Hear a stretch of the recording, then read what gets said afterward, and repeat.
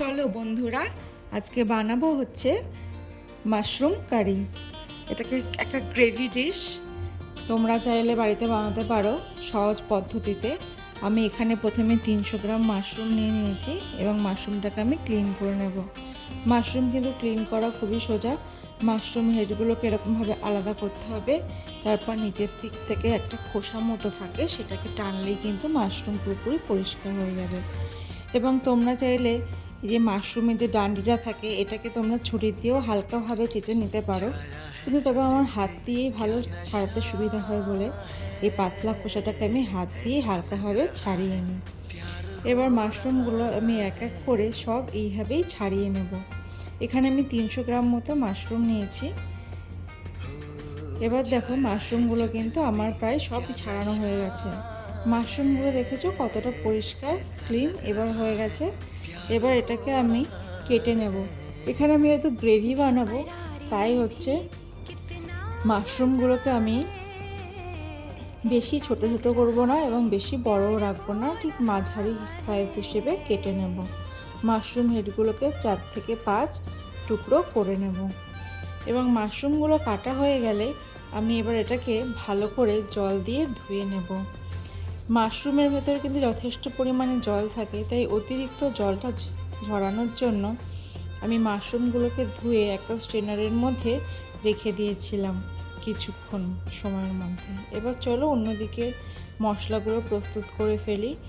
আমি এখানে 2 চামচ চাল মগজ আর 10 থেকে 15 গ্রাম কাজু 1 ঘন্টার জন্য আগে থেকেই কিন্তু ভিজিয়ে রেখেছিলাম।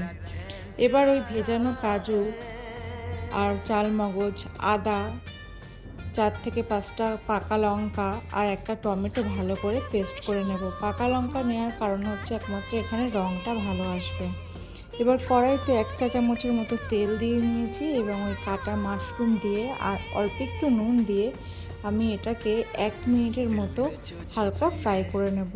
তোমরা ফ্রাই না করে ডিরেক্ট গ্রেভিতেও দিতে পারো, তবে ফ্রাই করলেও টেস্টটা কিন্তু ভালো আসে খেতে। এবার দেখো হয়ে গেছে আমাদের মাশরুম ফ্রাই, তুলে নেব। এবার ওই কড়াইতেই 2 চামচের মতো তেল দিয়ে নেব। তেলটা দিয়ে এর মধ্যে আমি দিয়ে দেব সামান্য জিরে ফোড়ন। জিরেটা ফোড়ন দেওয়ার পরে আমি এর মধ্যে সেই বেটে রাখা মশলাটাকে দিয়ে দেব। এবার মশলাটাকে 2-3 মিনিট আমি একটু রান্না হতে দেব।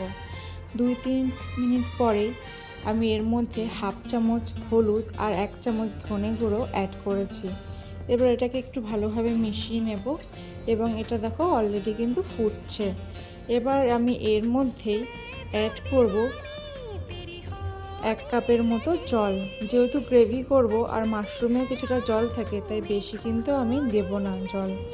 এবার এর মধ্যে 2 চামচ ফ্যাটানো টক দই দিয়ে ভালো করে মিশিয়ে নেব।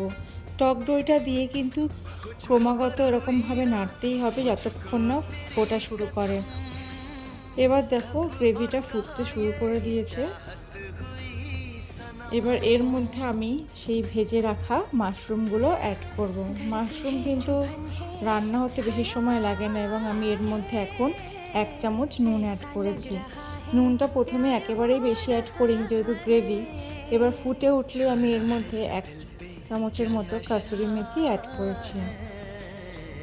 এটা রান্না করতে 15 থেকে 20 মিনিট, মানে মশলা হওয়ার পরে। এবার সমস্ত স্বাদটাকে ব্যালেন্স করার জন্য আমি দিয়েছি চিনি।